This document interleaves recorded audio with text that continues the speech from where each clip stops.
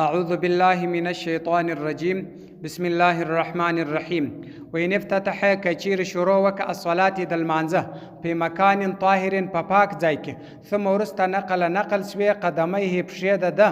على شيء نجس پر مردار پښې باندې اوله پلا چې المنځ شروع کاوی پر پاک ځای ودرېدی وروسته پښې ولاړې پر مردار ځای باندې ودرېدی وقام ودرېدی ان لم يمكث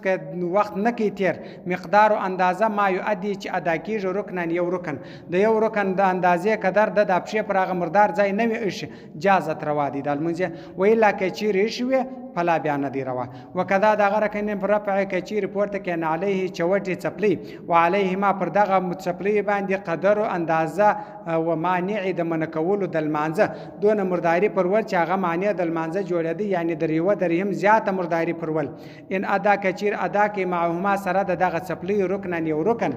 فسدت فاسد دی صلاته المنز ده وفي فتاوای اهل سمرقند دا په فتاوای د اهل سمرقند یعنی د سمرقند علماو په فتاوا کې دا بیان راغلی دی اذا هغه وخت سجده ک سجدا وک یقا واقع سو ثيابه جامه ده على شيء نجس پر مردار ځای باندې د المنز کاوی جامه پر مردار ځای باندې ومشتل جازت روا دی صلاته المنز ده اذا كانت يابسه کچيري وچ وګوره د مرداري چا مردار ځای و هغه وچ و جامه نه په مردار ده وفي الاختلاف زفر و یعقوب او په اختلاف کې په هغه کتاب کې چې د اختلاف کتاب دی د امام زفر رحمت الله علیه او د امام ابو یوسف رحمت الله علیه اذا هو كانت کچیر و نجاسه مرداری على باطن اللبن پر باطن باندې د کچا خشت ولا او الاجورتی یا د پخو خشت ولا او هو دا چې على ظاهره ما پشکاره باندې قائم ولاړو پر باطن باندې دغه پخې خشت یا د کچې خشت مرداری و پر لاندې حساب باندې مرداری ولا خدای پشکاره باندې ولاړو یسول زکاوي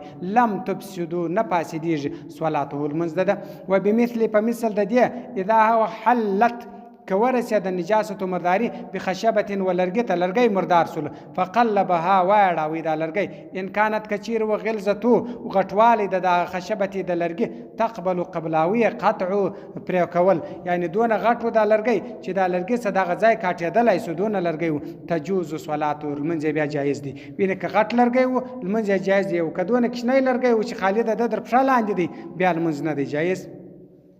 ویلا کچیر نو فلا بیان دی جایز اذا هغه وخت اصابت کورث دی الارض ومزکه نجاسه مرداری مزکه مردار اسو ففرشها بیا پرش کله بطین په خټ سره او الجسی په گچ یا په چنه سره ګوره د مزکه مردار اسول بیا هغه ځای په خټو ګل مالک یا په گچ او په چنه باندې ګل مالک فصل المنز او علیه پر دې ځای باندې اجازه روا دي منځ روا دي اجازت وليس ندی هذا دا کثوب لک جامه دار کم ندی ولو فرشها کچیر پرش کله دغه مزکه بتراب په خاور سره دغه خاور پر اواره کل ولم یطین خټه نه کې ورګل نکل ان کان کچیر و تراب خاور قلیلا لجوه بحيث پردار کم لجوه لو استشمه کچیر بی کې یجد رائحته بی پیدا کړي دی بی کله د مرداری بی جن راوتی نجاست مرداری لا تجوز بیان دی روا یعنی بی د مرداری راپورته کړي بیا پر دې باندې نه دی روا ویلا کچیر بی نه راپورته کړي تجوز بیا روا دی ولو کان کچیر علی اللبدی پر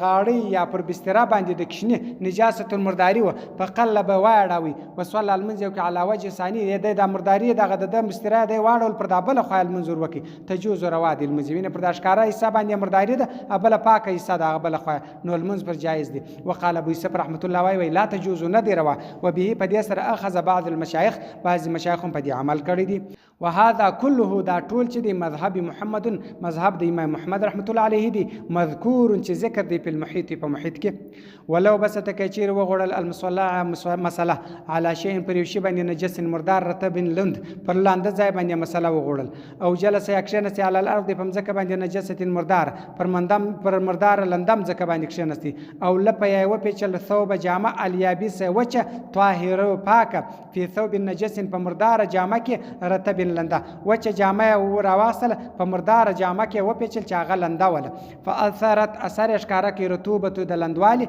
په ثوبه په جامه کې او فی مصلاه یا په مسله کې ینظرو ودی ګوري ان کان کچیرو بحال پر دې حال باندې وو لو عسر کچیر ونشته ثوب جامع والمصلاه یا المسله دا ونشته تتقاطرو څچیږي منه د دې څه شی نشي نه څاڅ کې جنس څچیږي دونه وبې راکش کړي یتنجس مرداری ویلا کچیر نو ول اسماء نه ونول په دې باندې بیان مرداری فلا بیان مرداری وقال الشمس الایمی حلوانی دی بیا ویل دي لو کان کچیرو بحال په دې حال کې لو وضع کشیر دی یده لاس تبتلو لنداویه یسیرو ګرځي نجسن مردار کچیر دغه جامه چې د سربیره پر اشه د مسله یا د جامه کچیر دی دون لندوالی راخسته چې لاس پر کشیر دی او د لاس لنداوی نو دا مردار ده ویلا کچیر نو پلا بیان ده مردار وهذا قریب دا نږدې دی وقبلته من الاول در اول دغه قول چې دغه لندوالی دی در هغه اول قول دا صحیح دی یعنی دغه وقبلته دا مسله نږدې ده در هغه اول قول